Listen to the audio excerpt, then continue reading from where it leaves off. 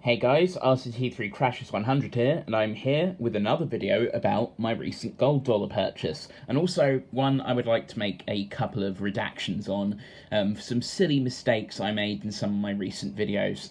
So as you can see here, I am holding the Morgan dollar. It's not the same one from my last video, but it is still a Morgan dollar. This one was released actually over 15 years actually after the end of the gold dollar production program, because this is of course my 1904 O Morgan, which is probably the nicest I own. There's the mint mark on the back here. The nicest graded Morgan, sorry, I own, not counting the proof Morgan which I purchased while I was in DC, which of course is much more modern. For some reason, and I can only assume this because I had Red Dead Redemption 2 on my mind. I had just been watching Bill Jensen's live stream and he was playing Red Dead Redemption 2. That was quite a funny experience. Got the usual silly donations and stuff going on, which was amusing to see.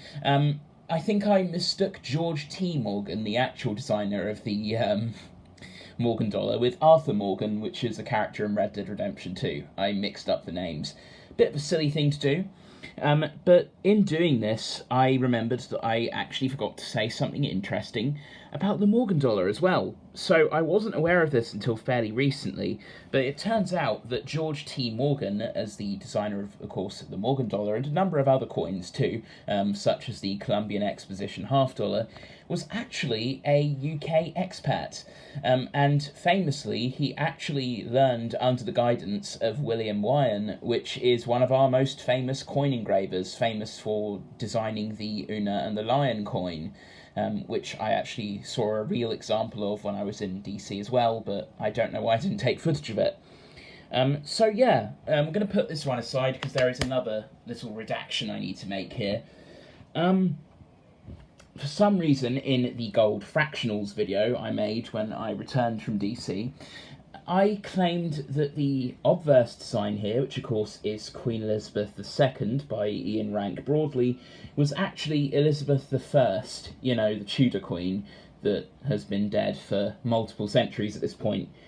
Yeah, I don't know why I made that mistake. I'll just assume I was a bit tired or jet-lagged or something. I have no idea. Really stupid decision to make, especially considering that I think I got it right when I first reviewed this coin last year. So, yeah, that's kind of silly too.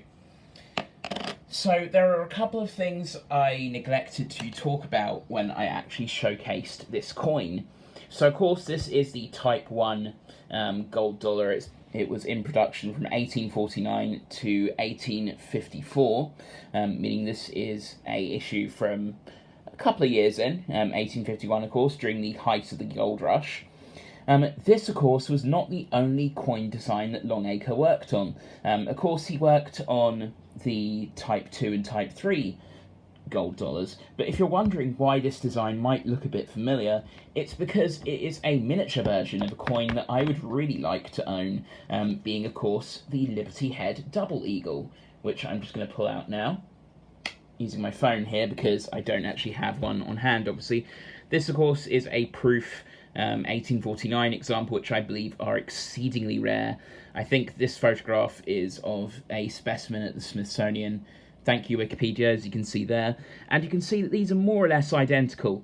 The only difference, of course, is on this one here, which I'm going to try and bring towards the camera. There is no date on the obverse, due to there not being enough space. And of course the reverses of these coins are completely different too. We have the wreath design here on the Type 1, whereas this one has a stylized coat of arms or Great Seal, sorry, of the United States on it, which is really nice. I've seen multiple examples of that in mint state condition, and these coins are beautiful. As I said in my last video and the video where I actually showcased this for the first time, I would like to own one, but that will come another time. So we're going to put that to one side here. And for a couple of interesting things about this coin. So the main reason why this coin didn't circulate as well as the big silver dollars, so bringing the Morgan back in here, is because there was an economic crisis when the Civil War broke out. And what do you expect people do in the Civil War, or in any situation actually, when there is an economic crisis? they would gather and store what is the most valuable. And gold, even back in the Victorian times, or the mid-19th century, we'll say, was already more expensive than gold. So silver was more common, gold less so. Everyone hoards the gold, and it disappears from circulation. Even with the end of the Civil War, which by this point we are now with new designs of these coins, these never really returned to circulation in any significant amount, with the exception of a few areas of the West Coast. Instead, many of these coins were actually being turned into jewellery, or buttons, or accessories for clothing. So you can actually find loads of these that have been hulled and damaged, and then strung into necklaces, bracelets, amulets, all kinds of stuff really. Rings too, a bit like the sovereign rings you'll sometimes find over here in the UK that contain actual sovereigns.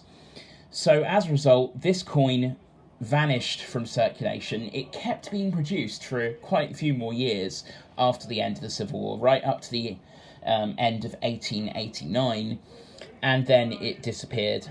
I don't believe it's been demonetised though, but actually it probably was demonetised with the Great Depression with all the other gold coins, but it stopped being produced and it effectively vanished from commerce, being effectively replaced by the very same silver dollar coins that it had been circulating alongside, that were around for much longer, because of course the Morgans are not the only design of silver dollar. You have peace, you have seat of liberty, you have trade dollars as well. There were loads of them, and yeah, these coins effectively disappeared because everyone was making them into jewellery, and also it was more cost effective to store them and wait for the value of gold to appreciate, which is kind of funny really, because that effectively mirrors what happened with silver in the mid-20th century when the silver price rose. So yeah, that was just something I thought was quite fun. That's more or less where I can actually end with discussing new things about this particular iteration of the gold dollar. As I have said before, I do plan to collect the others, the other types, and then move on to the other denominations, but I think I've more or less gone over everything there is to say about this coin. That is until I probably look up some more facts, in which case this video will immediately be out of date. I've just realised that I've been rambling for almost 7.5 minutes now, so I guess I won't leave you guys waiting any longer. I hope you enjoyed this third video on my gold dollar coin. Thanks for watching. I'm RCT3 Crashes 100, and I hope you enjoyed the video. Over and out.